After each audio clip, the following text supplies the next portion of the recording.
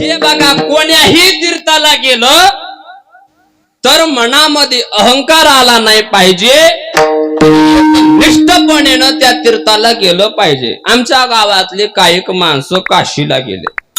काशीला गेल्यानंतर मग तिकडच काशी नीट करावं का, तिथून पण हॅलो मशीन दूध दिलं का,